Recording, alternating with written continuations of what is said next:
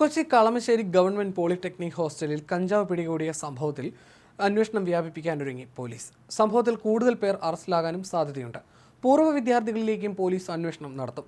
അവർക്ക് ഇതുമായി എന്തെങ്കിലും പങ്കുണ്ടോ എന്നായിരിക്കും അന്വേഷിക്കുക. സാങ്കേതിക സർവകലാശാലയുടെ അന്വേഷണം ഇന്ന് ആരംഭിക്കും. കഞ്ചാവ് വാങ്ങിയത് പ്രാദേശിക ലഹരി മാഫിയ സംഘങ്ങളിൽ നിന്നാണെന്നാണ് വിവരം. പണം നൽകിയാണ് വാങ്ങിയിരിക്കുന്നത്.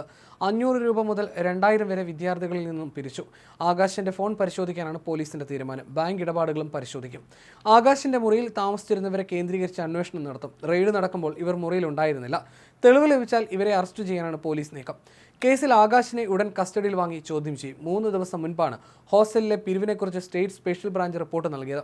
ഒരാഴ്ചയോളം നിരീക്ഷിച്ച ശേഷമാണ് റിപ്പോർട്ട് നൽകിയത്. ആരോപണ വിധേയരായ KSU പ്രവർത്തകരുടെ മൊഴിയെടുത്ത് വിട്ടയച്ചു.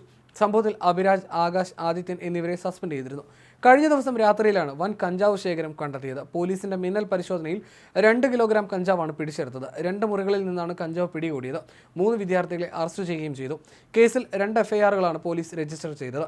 ആദ്യത്തെ FIRൽ കൊല്ലം കൊളുത്തുപുഴ സ്വദേശി ആകാശ് പ്രതിയാണ്. 1 കിലോ 909 ഗ്രാം കഞ്ചാവാണ് ആകാശിന്റെ മുറിയിൽ നിന്നും കണ്ടെടുത്തത്. പ്രതി വിൽപ്പനയ്ക്കും ഉപയോഗത്തിനു വേണ്ടിയാണ് കഞ്ചാവ് സൂക്ഷിച്ചത്. രണ്ടാമത്തെ FIRൽ 2 പ്രതികളാണുള്ളത്. ഹരിപ്പാട് സ്വദേശി ആദിത്യൻ, കരുനാഗപ്പള്ളി സ്വദേശി അഭിരാജ് എന്നിവരാണ് ഈ കേസിലെ പ്രതികൾ.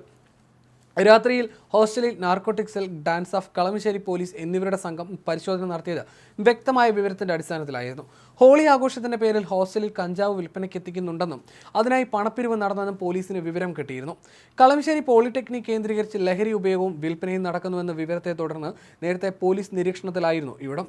ഹോളി ആഘോഷത്തിനിടെ വലിയ അളവിൽ കഞ്ചാവ് എത്തിച്ചെന്ന വിവരത്തെ തുടർന്നായിരുന്നു രാത്രിയിൽ തന്നെ മിന്നൽ പരിശോധന നടത്തിയത്. പോളിടെക്നിക് പരിസരത്ത് വെച്ച് ഇവിടുത്തെ ഒരു പൂർവ്വ വിദ്യാർത്ഥി കഞ്ചാവുമായി പോലീസ് അടുത്തിടെ പിടികൂടിയിരുന്നു. ഇയാളിൽ നിന്ന് കിട്ടിയ വിവരത്തിന്റെ കൂടി അടിസ്ഥാനത്തിലായിരുന്നു രാത്രിയിൽ പരിശോധന നടത്തിയത്. വ്യാഴാഴ്ച രാത്രി 9 മണിയോടെയാണ് narcotic cell, dance of Kalamassery police എന്നിവരുടെ നേതൃത്വത്തിൽ ആൺകുട്ടികളുടെ ഹോസ്റ്റലിൽ റെയ്ഡ് നടത്തിയത്. ജില്ലാ പോലീസ് മേധാവി പുട്ട വിമലാദിത്യയുടെ നിർദ്ദേശം അനുസരിച്ചായിരുന്നു പരിശോധന. പുലർച്ചെ 4 വരെ നീണ്ട റെയ്ഡിൽ 2 കിലോയോളം കഞ്ചാവാണ് പിടിച്ചത്. ഒന്നാം നിലയിൽ G11 മുറിയിൽ നിന്ന് 1 കിലോ 909 ഗ്രാം കഞ്ചാവും ഇലക്ട്രോണിക് ത്രാസും പിടിച്ചു. രണ്ടാം നിലയിലെ F39 മുറിയിൽ നിന്നും 9.70 ഗ്രാമും പിടിച്ചു. മദ്യക്കുപ്പികളും ഗർഭനിരോധന ഉറകളും ഇവിടെ നിന്ന് കണ്ടെടുത്തിരുന്നു.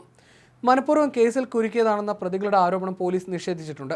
എല്ലാ തെളിവുകളോടും കൂടി നിയമാനുസൃതമാണ് പരിശോധന നടത്തിയതെന്ന് പോലീസ് പറയുന്നു.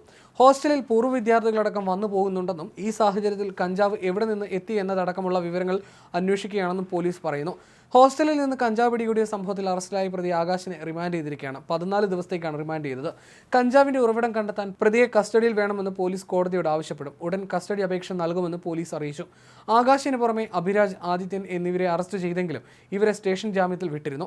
ഇവരെ വീണ്ടും വിളിപ്പിച്ച് ചോദ്യം ചെയ്യുമെന്നും പോലീസ് അറിയിച്ചു. ക്യാമ്പസിൽ നിന്നും മുൻപും ചെറിയ അളവിൽ ലഹരി മരുന്ന് പിടികൂടിയിട്ടുണ്ടെന്നും ലഹരിയുടെ വരവ് തടയാൻ 6 മാസമായി പോലീസുമായി സഹകരിച്ചാണ് പ്രവർത്തിക്കുന്നതെന്നും polytechnic principal doctor IG Thomas പറഞ്ഞു. അതിന്റെ ഭാഗമായിരുന്നു റെയ്ഡ്.